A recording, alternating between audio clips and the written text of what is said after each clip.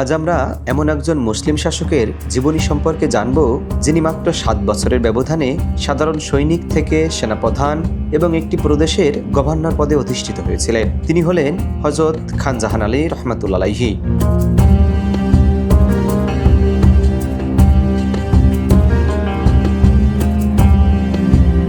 প্রায় 600 বছর আগে বাগেরহাটে এই মহান মানবদর্দী শাসকের আবির্ভাব হয়েছিল। তাহলে চলুন আজ আমরা এই মহান শাসকের জীবনী, তার সমাধি এবং তার শাসনকাল কেমন ছিল সেটি সম্পর্কে জানব।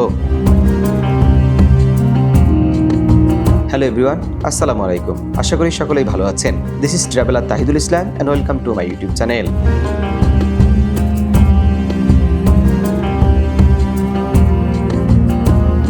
বন্ধুরা, এটা হচ্ছে মাজারের মেইন গেট, আর এই গেট দিয়ে ঢুকেই এই বাম দিকে এই যে মাজারটা, এই মাজারেই শায়িত আছেন হযরত খান জাহান আলী রহমাতুল্লাহ আলাইহি। আর এই মাজারের এটা হচ্ছে মূল অংশ। এই মূল অংশে প্রবেশের জন্য দুই পাশে দুইটা গেট রয়েছে, দক্ষিণ পাশে একটা এবং পূর্ব পাশে একটা গেট রয়েছে। এই যে গেট,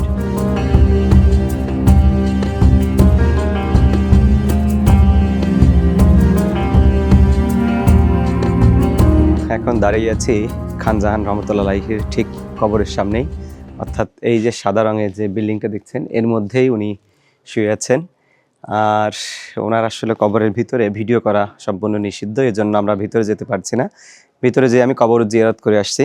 হিন্দু মুসলিম অসংখ্য মানুষ আসলে এখানে এসেছেন, কবরটা জিয়ারত করছেন, তারা মানত করছেন, তারা বিভিন্ন মানত করেছিলেন, সেইগুলো টাকা অর্থ দান করছেন। এই সাদা বিল্ডিংটার মধ্যে হচ্ছে ওনার কবর, তার বাইরেই ওনার একজন খাদেম ছিলেন, তার কবরটাও এখানে আছে। এটা কালো রং করে এই কবরটা ঘিরে রাখা। খান জাহান রহমতুল্লাহ আলাইহির কবরটাও কিন্তু কালো রং করে দেওয়া, এবং ধারণা করা হয় ওনার এইখানে দুইটা পাথর আছে, লোকমুখে প্রচলিত আছে এই দুইটা পাথর নাকি উনি এই পুকুরে ভাসিয়ে নিয়ে এসেছিলেন, সেই পাথর দুটো এখানে রেখে দিয়েছে। বন্ধুরা, এটা হচ্ছে পীর মোহাম্মদ আবু তাহের, অর্থাৎ খান জাহান রহমতুল্লাহ আলাইহির একজন শিষ্য, তার কবর। উনিও এখানে ইসলাম প্রচারের জন্য ভূমিকা রেখেছেন, ইসলাম প্রচার করেছেন।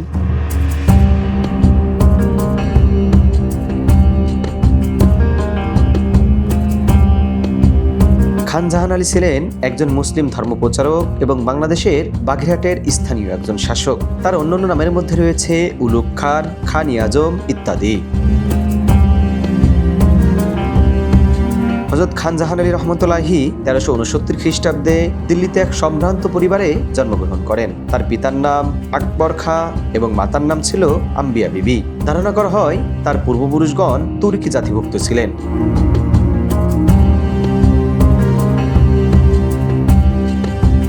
খান জাহান আলীর প্রাথমিক শিক্ষা তার পিতার কাছে শুরু হলেও তিনি তার মাধ্যমিক শিক্ষা গ্রহণ করেন দিল্লিস্থ বিখ্যাত পীর শাহ নেয়ামতুল্লাহর কাছে। তিনি কুরআন, হাদিস, সুন্নাহ এবং ফিকহ শাস্ত্রের উপর গভীর জ্ঞান অর্জন করেন।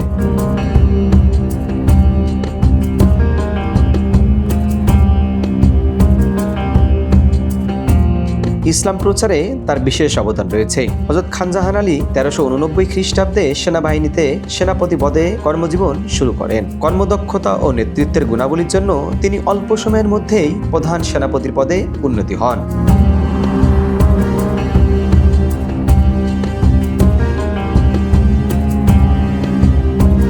1394 খ্রিস্টাব্দে মাত্র 26 থেকে 27 বছর বয়সে তিনি জৈনপুর প্রদেশের গভর্নর পদে অধিষ্ঠিত হন। পরবর্তীকালে সুলতান খান জাহানের নেতৃত্বে একটি বিশাল সেনাদল নিয়ে বাংলার আক্রমণ করেন। তার নেতৃত্বে প্রায় 60,000 প্রশিক্ষিত অগ্রবর্তী সৈন্য এবং আরো 2 লক্ষ সৈন্যের সমন্বয়ে এই অভিযান পরিচালিত হয়। এই আক্রমণের ফলে রাজা গণেশ পরাজিত হন এবং দিনাজপুরের ভাতুরিয়াতে আশ্রয় নিতে বাধ্য হন।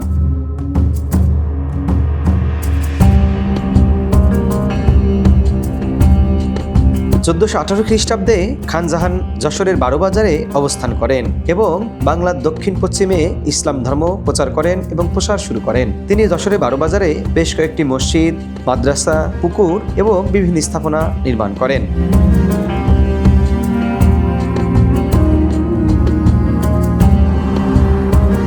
সুন্দরবনের কাছে বাগেরহাট অঞ্চলে লবণাক্ত পানির পরিবর্তে মিঠা পানির ব্যবস্থা করার জন্য তিনি সৈন্যবাহিনী এবং স্থানীয় জনগণকে সাথে নিয়ে প্রায় 360টি দিঘি খনন করেন। এই প্রচেষ্টায় তিনি স্থানীয়দের জন্য শিল্পীয় পানির ব্যবস্থা নিশ্চিত করেন এবং এই অঞ্চলে উন্নয়ন কার্যক্রম চালু করেন।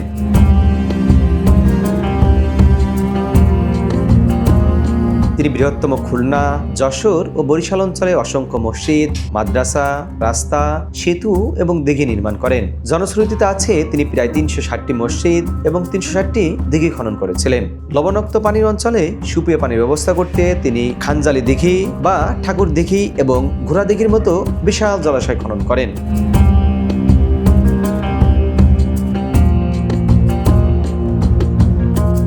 তার শ্রেষ্ঠ স্থাপনা কীর্তি হল বাগেরহাটের 60 গম্বুজ মসজিদ, যা তার শাসন কেন্দ্র হিসেবে বা অ্যাসেম্বলি হল হিসেবে ব্যবহৃত হতো। এছাড়াও তিনি 10 গম্বুজ মসজিদ, 9 গম্বুজ মসজিদ, বিবি বেগনি মসজিদ, 1 গম্বুজ মসজিদ, সিংগাইর 1 গম্বুজ মসজিদ সহ অসংখ্য স্থাপনা নির্মাণ করেছিলেন।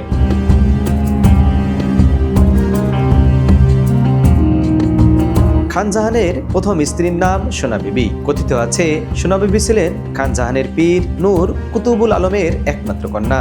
খান জাহানের দ্বিতীয় স্ত্রী রূপা বিবি ওরফে বিবি বেগনি ধর্মান্তরিত হয়ে মুসলিম হয়েছিলেন।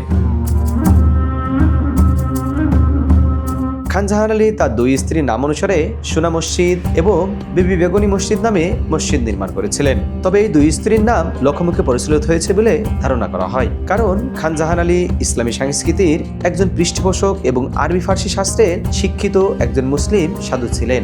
সোনা বিবি এবং রূপা বিবি এ ধরনের নামকে অযৌক্তিক বলে মনে করা হয়।